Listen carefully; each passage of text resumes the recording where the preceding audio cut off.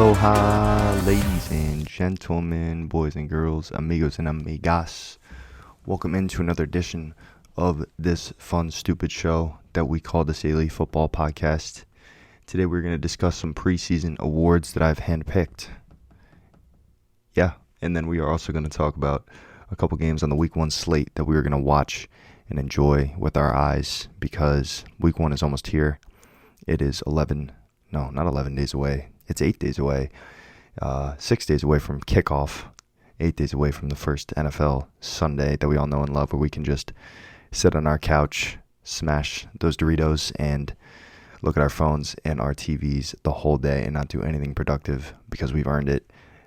And I am so excited for that. But first, we must get to the awards. So let's get to the awards.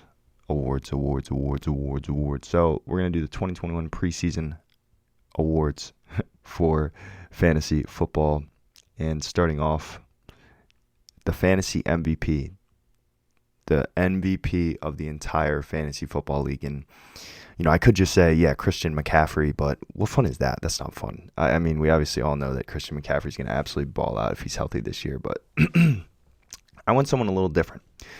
His ADP is currently 19, and he's a wide receiver. Can you guess? All right, 3, 2, 1. All right, that's enough time. So I went with DK Metcalf. DK Metcalf, I feel, is just so good in every single area.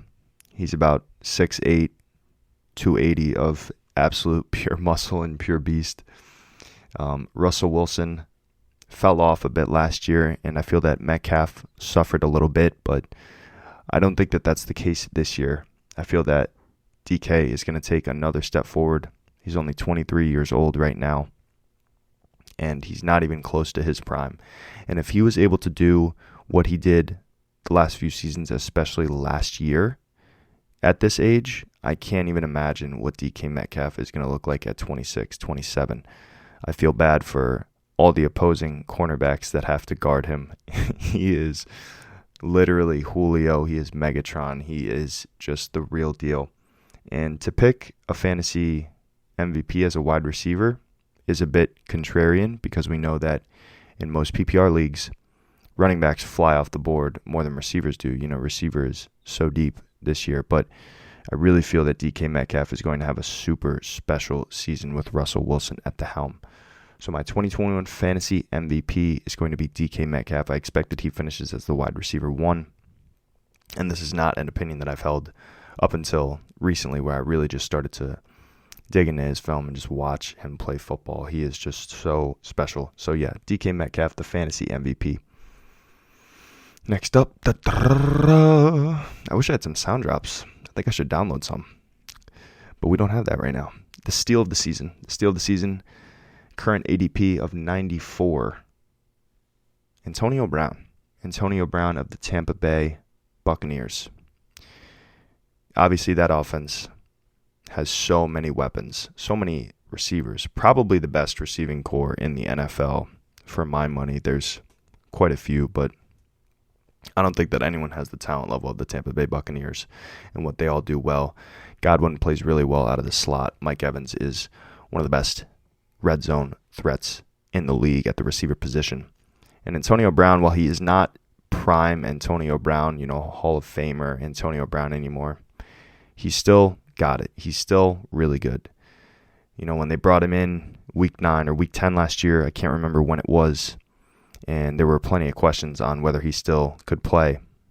He ended up not being too far off from the numbers that Evans and Godwin had throughout that season. He was not like the third fiddle. He was right there with those two. And that was joining during week 10 without an offseason and without really building any true chemistry with Tom Brady. I know that they played in New England for a bit, but now he has the whole offseason to train, the whole offseason to be in the offense, just won a Super Bowl, and he's going in the 10th round, the middle of the 10th round. I think that we're going to look back on Antonio Brown at ADP 94 and think, what in the world were we thinking? Draft Antonio Brown wherever you can. All right, next up, the most likely to outperform ADP award, another receiver. We are just chock full of receivers here on all these awards, ladies and gentlemen. I went with Keenan Allen at the ADP of 27 currently. If anyone had Keenan Allen last year, if you owned him, you know that it ended pretty rough. It ended borderline brutal. I know that in my big home league, I owned him, and I remember the fantasy football playoffs when they had the Thursday night game against the Raiders, and Allen was questionable all week. It was leaning like he wasn't going to play. He was dealing with the hamstring injury, and he came out to the camera before the game and said, "Don't sit me," for the fantasy players, and I didn't. I had the Justin Herbert, Keenan Allen stack, and Keenan Allen, I believe, got my fantasy team 1 catch for 15 yards. Didn't play too many games. I've actually had a hamstring injury before, and they are not fun to deal with, so I can't fault him for that. Obviously, he's an NFL player. He's a great player. So I think that the bitterness of the people who had Keenan Allen on their teams last year definitely it left a sour taste in their mouth, but we have to remember that before that, in standard PPR leagues or in standard leagues, he was a top 5 wide receiver. He was producing every single week. He caught a touchdown. It felt like every single game, and him and Justin Herbert just absolutely locked into Keenan Allen during the season last year. And I think that continues. The late 3rd round for Keenan Allen, I think that he finishes as a top 5 receiver. He is the best route runner in the game, and him and Justin Herbert have something brewing really special there. I really like Keenan Allen this year at his current ADP. All right, the most overdrafted at their current ADP. CeeDee Lamb, 32 overall. I like CeeDee Lamb. I don't love him. But the receiver that outperformed him in almost every single statistical category last year is still on the roster in Amari Cooper, and he's going about 7 or 8 picks later. CeeDee's good. He showed flashes of really good, borderline great last year, but we are buying him as if he's going to break out like that. Okay? He's going around guys like Allen Robinson, Keenan Allen, Mike Evans, Chris Godwin, ahead of some of those guys in home league drafts. And if you're paying that price for a guy who's never done it, you're paying the price. You're buying him at his ceiling. You're buying him to be Allen Robinson when you can just have Allen Robinson. You're buying him to be Keenan Allen when you could just have Keenan Allen at that price. Not saying CeeDee Lamb's a bad player, but I would prefer him in the 4th or the 5th round for sure. I could see a route where he does break out, but I don't feel that Dak Prescott's numbers that were super duper inflated last year by a bad defense and having to play catch up all the time are going to be there necessarily. And CD really thrived off of that when Prescott was doing his Stat Padford impression, his best Stat Padford impression when he went full Bortles, and the year that the Jaguars were really good, and the year that the Jaguars were bad in 2015, and Blake Bortles just had to play catch up the whole time, and he ended up finishing as a top 5 fantasy quarterback. It was very similar to that last year because the Cowboys defense was one of the worst the NFL had ever seen in history. In the history of the game, they were one of the worst defenses in the league, and I just don't see CeeDee Lamb returning value in the early 4th round. I would much rather take established low-end wide receiver 1, high-end wide receiver 2s at that current price for my money. All right, the biggest breakout award for the 2021 fantasy football season is another wide receiver. You guessed it. Can you guess who it is? Probably not now, because there's like a million wide receivers in the world. So, Deontay Johnson, ADP currently 50, had a serious case of the dropsies last year. There's a lot of things that factor in to Deontay Johnson breaking out, of course, that don't even have to do with Deontay Johnson. That O-line, from what we saw last year, is not good. And the Steelers did not do a ton to repair it. They cut Alejandro Villanueva. They signed Trey Turner. Whoop-de-freaking-do. I think that the O-line is a question mark. And Big Ben's elbow, I mean, we don't know. Obviously all the beat reporters are very glowing about Big Ben's elbow and like how great it looks right now. But, I mean, we have to see it first. But I've seen it from Deontay Johnson, the football player. His route running is exceptional. And he's a year older, another year in the league, another year in the system. Not a household name yet, but that is why he is, of course, a breakout.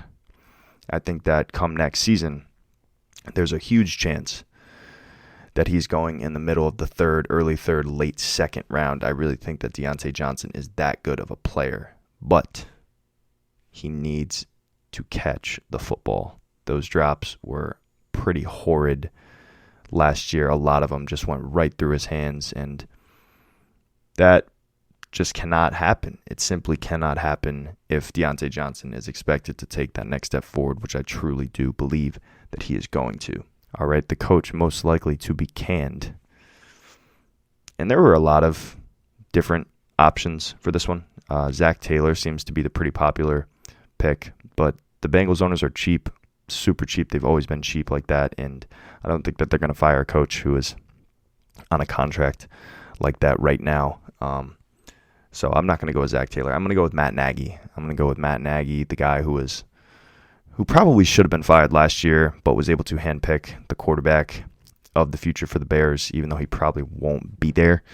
I mean, unless Justin Fields comes out and has an offensive rookie of the year type season and the Bears go, into the divisional round of the playoffs. We know that they have that defense to do that, but I don't think that happens, especially if you are going to start Andy Dalton week 1. I mean, how confident are you that you have your job, Matt Nagy, that you're going to start Andy Dalton over Justin freaking Fields week 1?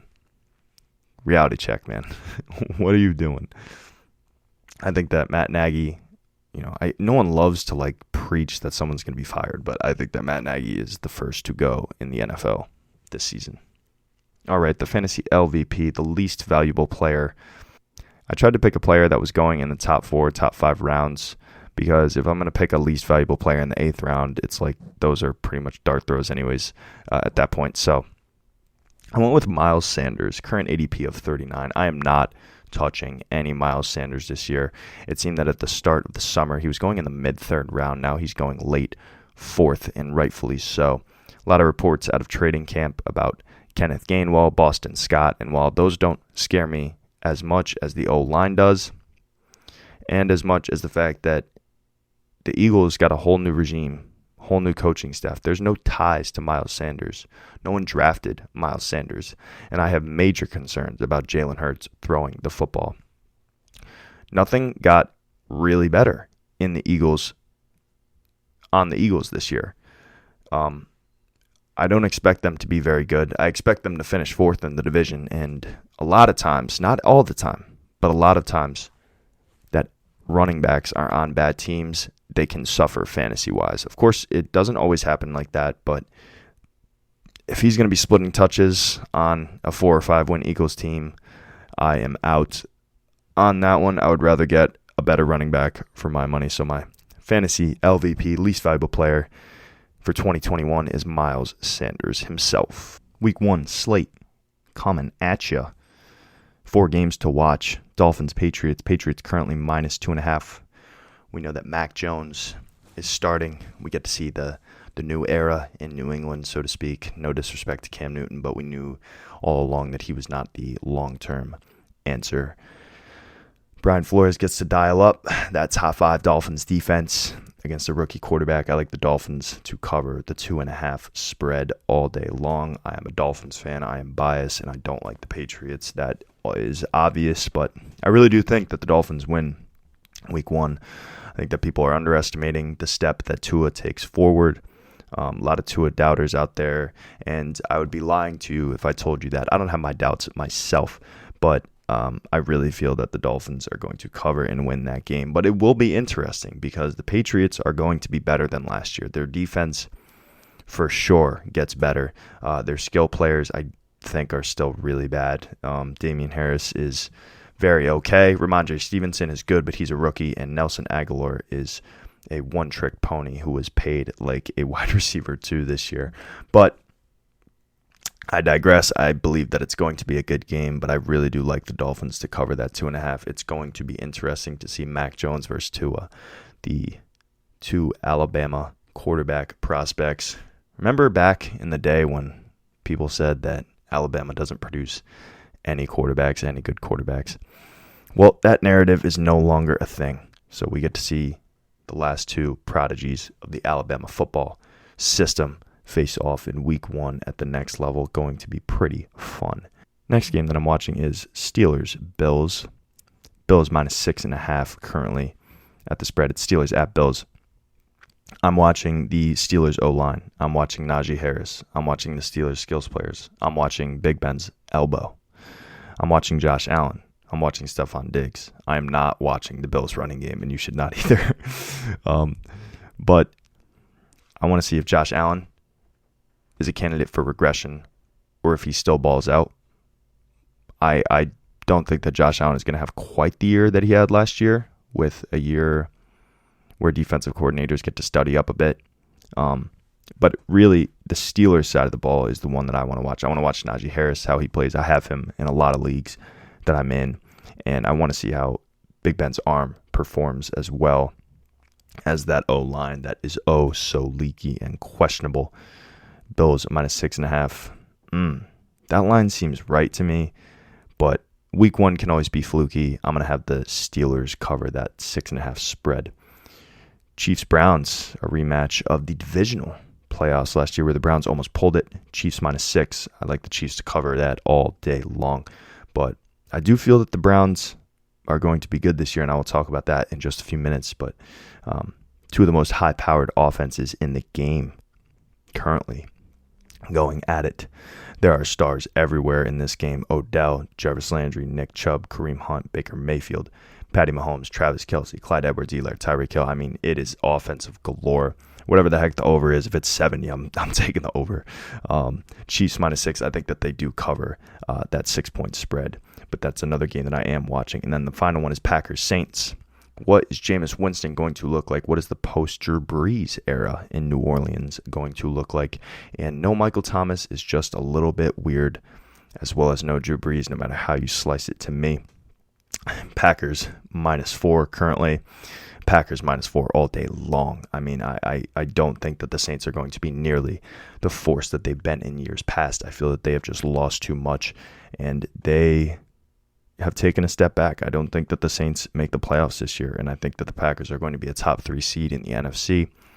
That line is definitely based on people thinking that the Saints are going to be the Saints of the last few years. They are not. I like the Packers to cover that 4-point spread all day long, and Aaron Rodgers to absolutely ball out in the Superdome. And finally, my updated Super Bowl prediction. I went something different. You know, everyone can say Buccaneers, Chiefs. I don't want to do that. I'd rather say something other than Buccaneers, Chiefs. Rams over Browns. The Browns.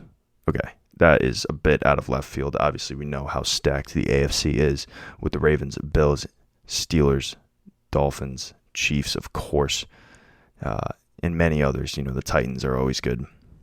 But I feel that the Browns could take another step forward this year. They could take a step all the way forward. We know how good that offensive line is, those skills players are, and that defense is no joke either. There are so many good teams in the AFC, but you never know. You know, if the bracket falls where the Ravens and Bills or Chiefs are all on the same side, or something fluky happens where it's 3-1, or 2-2, where, you know, maybe the Bills and the Chiefs are on the same side and someone is able to pick off Kansas City before they get to the Browns, I would not put it past the Cleveland Browns to make the Super Bowl. However, I think the Rams win the Super Bowl this year. That has been my call since the preseason. Matt Stafford, I feel, puts them over the edge. People don't know how bad Jared Goff was. People don't know how good Matt Stafford really is. So yeah, I have the Rams over the Browns in the Super Bowl, the early Super Bowl prediction, because why the heck not on this fun, stupid, amazing, awesome show that we do. And that is going to do it for another episode today. I thank you guys so much for listening, and I will talk to you guys in the next show. Stay safe, stay healthy, and NFL football is right around the corner, baby. See you guys later.